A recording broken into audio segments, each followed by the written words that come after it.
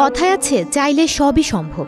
যেখানে আছে মনের জোর আর প্রবল ইচ্ছাশক্তি, সেখানে হার মানে সকল প্রতিবন্ধকতা।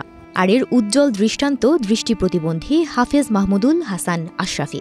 ক্ষীণ দৃষ্টিশক্তি নিয়ে বাবা ও মাদ্রাসার ছাত্রদের সহায়তায় শুনে শুনে কোরআন মুখস্থ করে মাহমুদুল, এবং তার এই প্রতিভার জেরে দেশ বিদেশে ধর্ম বিষয়ক বিভিন্ন প্রতিযোগিতায় সুনাম কুড়িয়েছেন তিনি, পেয়েছেন বহু পুরস্কার।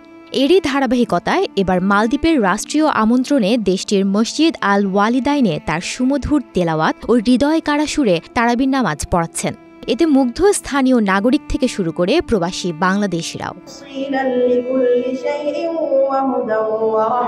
১৯ বছর বয়সী দৃষ্টি প্রতিবন্ধী হাফেজ শেখ মাহমুদুল হাসান আশরাফি কিশোরগঞ্জের অষ্টগ্রাম উপজেলার বালুচর গ্রামের কোরআনে হাফেজ ইমামুল হোসাইনের একমাত্র সন্তান।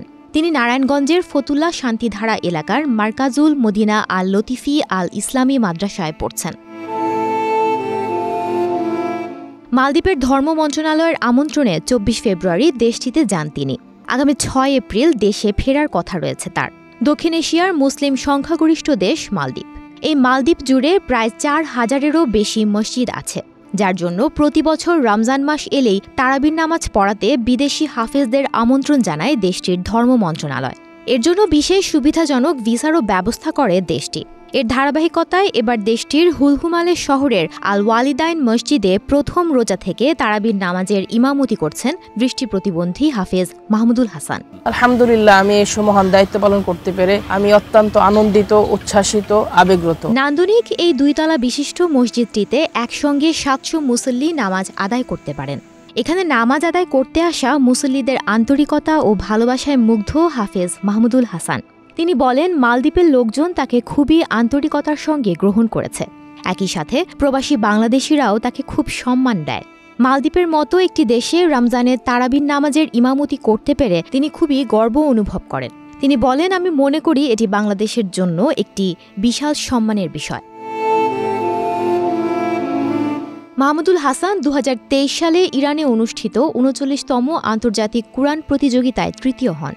দেশটির ধর্ম মন্ত্রণালয়ের আয়োজনে অনুষ্ঠিত ওই কোরআন প্রতিযোগিতায় ৮০টি দেশের মোট ১৫০ জন প্রতিযোগী অংশ নেন।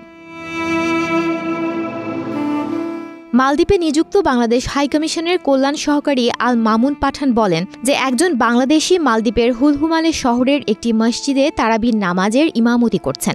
এই বিষয়টি ভীষণ গর্বের। এই জন্য তিনি মালদ্বীপের ধর্ম মন্ত্রণালয়ের সঙ্গে যোগাযোগ করে আগামীতে এই সুযোগ আরও প্রসারিত করার কথা জানিয়েছেন। ভিনদেশের মাটিতে এই দৃষ্টি প্রতিবন্ধীর অসাধারণ অর্জন কেবল তার ব্যক্তিগত সফলতা নয়, বরং এটি বাংলাদেশের জন্য গর্বের বলে মনে করেন সংশ্লিষ্টরা। সুমনা মুস্তফা, প্রবাস খবর।